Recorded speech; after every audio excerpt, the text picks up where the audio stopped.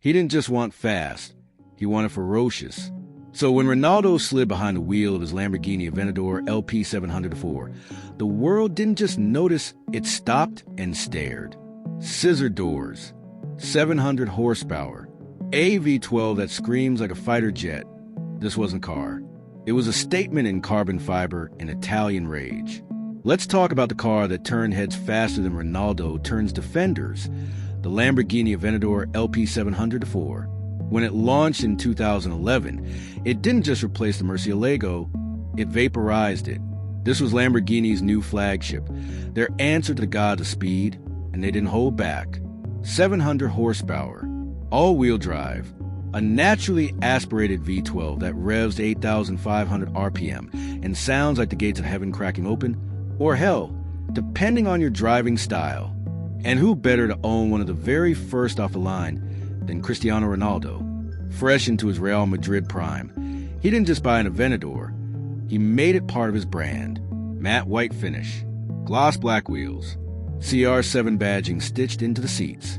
It was photographed everywhere, from Madrid streets to Dubai skyscrapers, and became one of the most iconic cars in his legendary garage. The Aventador wasn't just fast, it was theatrical, aggressive, unapologetically extra. And for a man who thrives on drama, speed, and spotlight, it was the perfect match. Over 10,000 were built during its 10-year run, but Ronaldo's? One of the earliest, and one of the most recognizable. So let's dive in, from those iconic scissor doors to that earth-shaking V12, and find out why the Aventador LP700-4 wasn't just a supercar, it was a cultural moment. First up, exterior design. The Aventador doesn't just look like a supercar, it looks like a spaceship that crash-landed from the future and decided to dominate Earth. Every angle is sharp. Every surface is aggressive. That wedge-shaped nose looks like it could slice through concrete. The front fascia, dominated by massive air intakes and Y-shaped LED daytime running lights that give a permanent scowl. The hood, carbon fiber, functional vents, sculpted like armor. Move to the side, and you're hit with those legendary scissor doors. Not just for show, but engineered to open upwards in tight parking spots. Though let's be real, you're not parking this thing next to Corolla. The profile? Low, wide, brutal. Massive side intakes feed air to the mid-mounted V12. The rear haunches? Bulging, muscular, like the car's flexing even when parked. The rear? Pure drama. Hexagonal taillights. Big diffuser.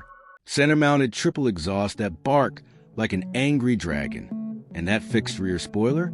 Not subtle, but at 200 miles per hour, you'll be glad it's there. Ronaldo's version? Finished in matte Bianco Canopus white. A color so clean, so bold, it made the car look like a stealth bomber dipped in designer paint. Black 20-inch Dion wheels. Black trim. Red brake calipers.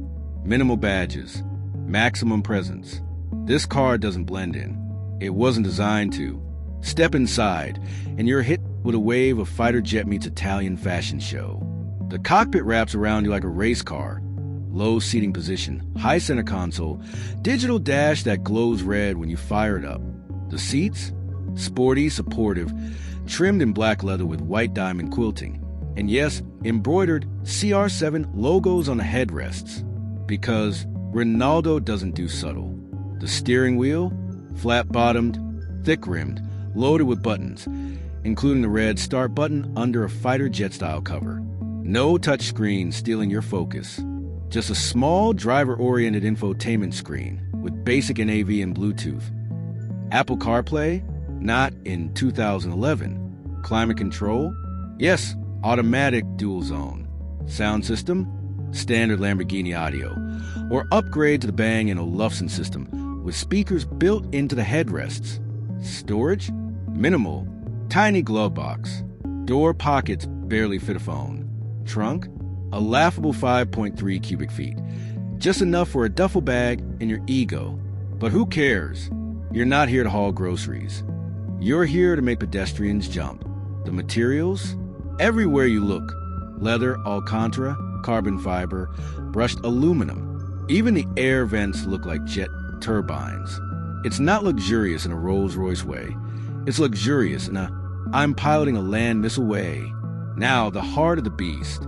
Under that fighter jet engine cover lies Lamborghini's 6.5-liter naturally aspirated V12, producing 690 horsepower, 700 PS, hence the 700-4 name, and 509 lb-ft of torque. No turbos, no hybrids, just pure, unfiltered mechanical rage. Redline, 8,500 RPM. Exhaust note, opera meets explosion. 0 to 60, 2.9 seconds. 0 to 124, 8.8 seconds. Top speed, 217 miles per hour. But the real thrill is in how it gets there. Linear, brutal, emotional. It's made into a 7-speed single-clutch automated manual transmission. Yes, single clutch, which means brutal, neck-snapping shifts in sport mode and slightly less brutal but still firm shifts in strata. All-wheel drive, yes, hence the 4 in LP700-4, sending power to all 4 wheels through Lamborghini's viscous coupling system. The suspension, pushrod actuated, horizontal spring/damper setup, borrowed from Formula One, for razor-sharp handling and track-ready stiffness. Brakes, massive carbon ceramic discs, 15.7 inches up front, with 6 piston calipers, capable of hauling you down from 150 miles per hour like you hit a velvet wall. Fuel economy, officially 10 miles per gallon city, 17 highway, but good luck seeing 17 unless you're idling, with that V12 howling behind you. Economy is a myth. Tech and safety? Again, this is a driver's car, not a gadget fest. No lane keeping, no adaptive cruise. Number 360 cameras. But don't call it unsafe. You get traction control, stability control, ABS, all adjustable via the Anima Drive Mode selector on the steering wheel, Strata, Sport, Corsa. Airbags, front and side minimal but present. Parking sensors, front and rear, because even superheroes don't want to scrape those scissor doors. The real tech? The pushrod suspension, a first for a production car, and the full carbon fiber monocoque chassis. Stiffer and lighter than anything Lamborghini had built before. Lightweight materials everywhere. Carbon fiber body panels, aluminum space frame, composite interior bits. This isn't tech for convenience. It's tech for domination. Price and variance? When new. The Aventador LP700-4 started around $400,000, but with options, most landed closer to $500,000. Ronaldo's? Likely customized, matte paint, bespoke interior, unique wheels. Over its 10-year run, Lamborghini released dozens of variants. The Aventador S, SV, SVJ, Roadster, Ultimi, each one faster, lighter, more extreme. But the original LP700-4, that's where it all began. Pros? Jaw-dropping design, earth-shaking V12 sound, scissor doors, yes, they count as a pro, all-wheel drive grip, head-turning presence. Cons? Stiff ride, brutal transmission in traffic, thirsty engine, tiny trunk, expensive to maintain, and today still holds value. Clean examples trade for $400,000 to $600,000. Not a depreciation disaster, more like a rolling investment in adrenaline. So what's the final word? The Lamborghini Aventador LP700-4 wasn't just a supercar, it was a cultural reset, a car that made exotic feel mainstream and turned every gas station into a red carpet. For Cristiano Ronaldo, it wasn't just transportation, it was a symbol of arrival, of power, of unapologetic, flamboyant excellence. In a garage full of legends, the Aventador stands out, not as the fastest or the rarest, but as the loudest, boldest, most unforgettable. If you loved this deep dive into Ronaldo's flashy Italian missile, smash that like button and don't hold back. Drop a comment. Would you brave the single-clutch gearbox for those scissor doors and V12 scream, or is it too wild for your blood?